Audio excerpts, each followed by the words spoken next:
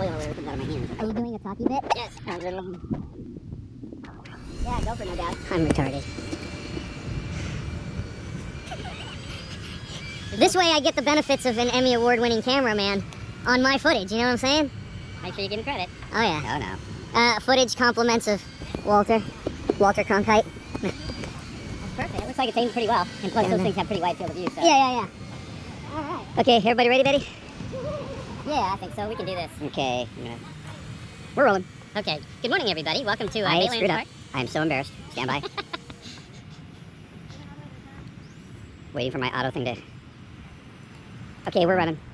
Good morning, everyone. Welcome to Baylands Park in Sunnyvale, California. Today we're flying the Modulaire. That's this beast right here. Hope you can see it all because it's a full, let's see, 4x8, 32 feet in length plus a little Velcro. Now what you just saw was a flight where we took off in what I call vertical hover mode, and it was fine. I mean, despite the fact that it crashed. And I'll explain what happened in a moment. But it was fine, took off in vertical hover mode, had good control. We took it up high, we were getting pushed back by the wind a little bit. So we tilted it into the wind and made some headway upwind. And then we went into total vertical mode and did a transition into what I call a rotor mode. So we turned it into a great big propeller in the sky. Now that part worked fine too. And then while it was a propeller in the sky, we were spinning around and I was able to modulate the equivalent of cyclic pitch for a helicopter, which means I was able to tilt the rotor disc and tilt it into the wind and make headway into the wind, so I had good control there as well. I mean, not strong control, but I could handle a little bit of wind. So then the main purpose of the flight was actually to try and do the reconversion back into the vertical hover mode. And we've been struggling with that for some time. The physics of it are just difficult. So we tried to do the conversion. I went through the sequence of control inputs that we'd planned on. And you saw what happened is basically it coned up the tips. Okay. So I'll take a moment while we straighten out. No, we're fine. Nobody noticed anything. Keep going. Okay.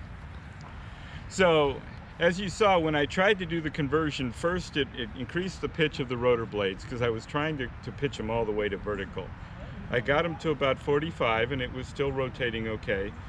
Then I gave it a control input and switched into the vertical control laws, that is, all the stability factors according to hovering, the way it started out.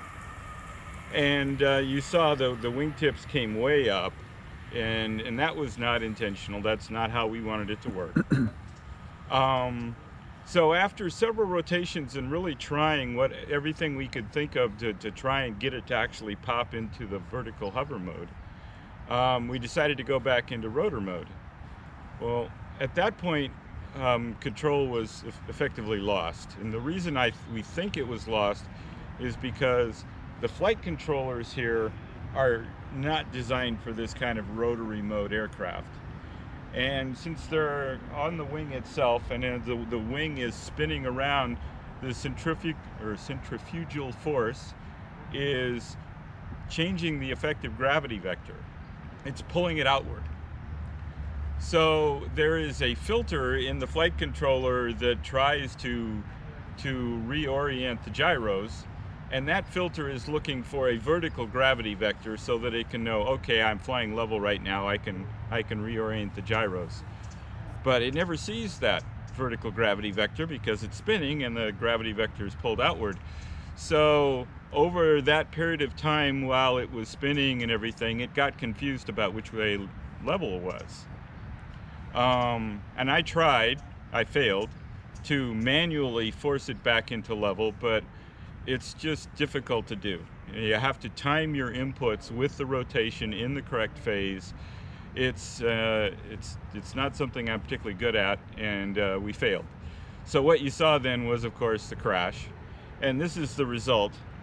Now the damage isn't that bad. I mean, it's repairable, although I think we've come to a point where we realized there's a fundamental limitation of the flight controller. We may not be able to completely do what we wanted to do, not with this flight controller. But we did a lot of things with this aircraft, so let me back up a minute and tell you what we did do. Initially, when we flew this aircraft, it only had one motor per module, and it was just an airplane, a flying wing, sometimes called a plank wing. And that flew great, and we flew it 2 or 3 times, and for long periods of time it was very nice, very efficient, very controllable, very light, so it didn't handle much wind, but still it flew fine. And then the second phase of development was when I added 2 more motors per module, so it went from 4 motors total to what you see now, which is 12. And the reason for that was to give it enough power so it could hover vertically.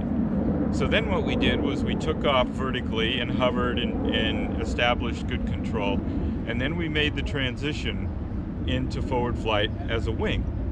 And that worked fine too, and it flew both in hover mode and in forward flight airplane mode just fine. Everything was great. So then the third thing we wanted to try was this propeller mode, and that's what you just saw, the rotor mode, I guess I should say. And even that worked okay. We were able to fly in rotor mode. We've flown fairly long flights, 5 minutes at a time, with reasonable control, the ability to move it around to buck a very small amount of wind, and land it softly and generally not break it. But the one thing we failed at is the thing you just saw, and that is the conversion from this rotor mode, where we're going around in a circle like this, into the vertical hover mode. That's where we failed. And I don't know how we can do that at this point, not with the tools we have. So that is the Modulaire. I hope you enjoyed it. It's been quite a project, years in development here, but also not expensive, by the way. As you may have noticed, it's just styrofoam from the hardware store, or the home improvement store, I should say. And each one of these is basically half a sheet, a 4 by 8 foot sheet, and those sheets of 1-inch thick foam are only like $11. So it was basically a lot of fun and not too expensive. So come on out to Baylands Park and watch us fly these crazy things, and bring your own plane and fly yours as well. And hit the subscribe button. Oh, and hit the subscribe button, yes. Definitely hit the subscribe button. Walter likes it when you hit the subscribe button. Walter is an Emmy Award-winning videographer. He's on the other side of this camera. There you go, Walter. Now they all have seen your dirty thumb. Okay, cool. We're good.